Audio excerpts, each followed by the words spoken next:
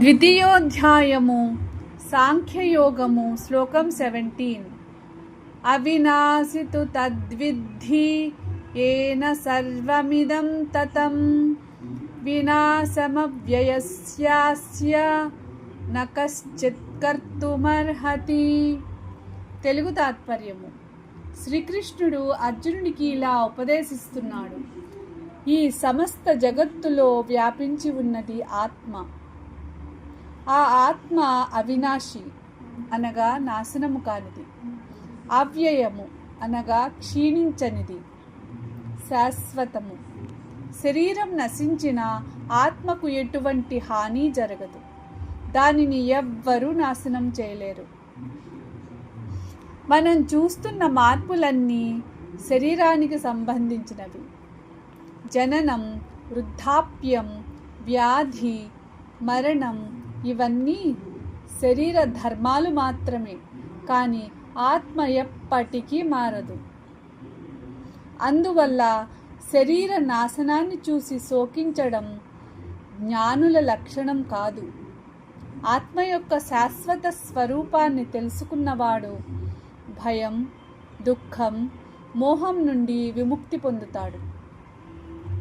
ఆధ్యాత్మిక సందేశం. మన నిజమైన స్వరూపం శరీరం కాదు, ఆత్మ. శరీర మార్పుల వల్ల కలిగే బాధలను అధిగమించి ఆత్మ యొక్క నిత్యత్వాన్ని గ్రహించినప్పుడు మనసుకు శాంతి కలుగుతుంది. हिंदी तात्पर्य.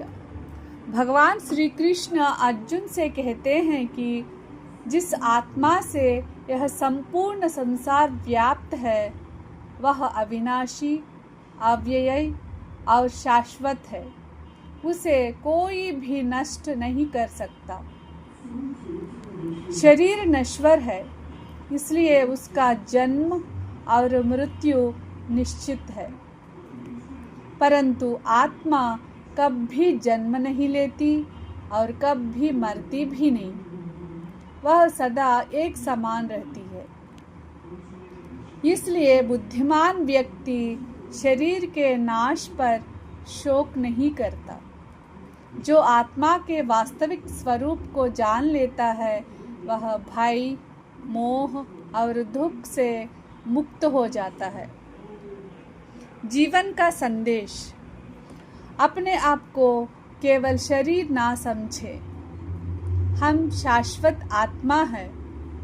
इस सत्य को समझने से जीवन में धैर्य, शांति और निर्भयता आती है. English meaning. Lord Krishna tells Arjuna that the self means Atma, which pervades the entire universe, is indestructible, eternal and immutable. No one has the power to destroy it. The body is temporary and subject to birth, growth, decay and death. But the soul never changes. It neither dies nor diminishes. Therefore, grieving solely over the destruction of the body arises from ignorance of the soul's true nature. One who realizes the eternal self remains calm and fearless even in the face of life's changes. Life lesson. Our true identity is not the physical body, but the eternal soul. Understanding this truth helps us overcome fear, attachment, and sorrow, and enables us to live with wisdom, courage, and inner peace. ద్వితీయోధ్యాయము సాంఖ్యయోగము శ్లోకం 18. అంతవంత ఇమే దేహా నిత్యస్యోక్తాః శరీరిణః అనాశినో ప్రమేయస్య తస్మాద్యుధ్యస్వ భారత. తెలుగు తాత్పర్యము. ఈ శ్లోకంలో శ్రీకృష్ణుడు అర్జునునికి శరీరం మరియు ఆత్మ మధ్య ఉన్న తేడాను మరింత స్పష్టంగా వివరిస్తున్నాడు. ఈ శరీరాలన్నీ నశించేవే, అనగా అంతవంతాలు. ఒకరోజు అవి తప్పకుండా అంతమవుతాయి. కానీ ఈ శరీరంలో నివసించే ఆత్మ నిత్యమైనది, నాశనం కానిది, అప్రమేయమైనది. దానిని ఏ సాధనంతోనూ కొలవలేము. అది ఇంద్రియాలకు అతీతమైనది. శరీరం మారుతుంది, వృద్ధాప్యానికి లోనవుతుంది, మరణిస్తుంది. అయితే ఆత్మకు జననం లేదు, మరణం లేదు, మార్పు లేదు. కాబట్టి శరీర నాశనం గురించి శోకించకుండా నీ ధర్మమైన కర్తవ్యాన్ని ధైర్యంగా నిర్వర్తించమని శ్రీకృష్ణుడు అర్జునునికి ఉపదేశిస్తున్నాడు. ఆధ్యాత్మిక సందేశం: మనిషి తనను కేవలం శరీరంగా భావిస్తే భయం, మోహం, దుఃఖం కలుగుతాయి. కానీ తాను శాశ్వతమైన ఆత్మని గ్రహించినప్పుడు ధైర్యం, సమత్వం, కర్తవ్యనిష్ఠ కలుగుతాయి. మన బాధ్యతలను ఫలితాల భయంతో కాకుండా धर्मबद्धंगा निर्वर्तिंचाली।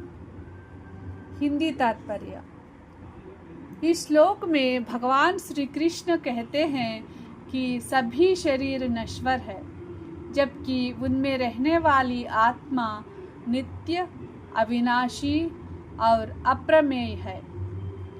आत्मा को नष्ट नहीं किया जा सकता और न ही उसे किसी भौतिक साधन से मापा जा सकता है। इसलिए शरीर के नाश का शोक करना उचित नहीं है। मनुष्य को अपने धर्म और कर्तव्य का पालन साहस और दृढ़ता के साथ करना चाहिए।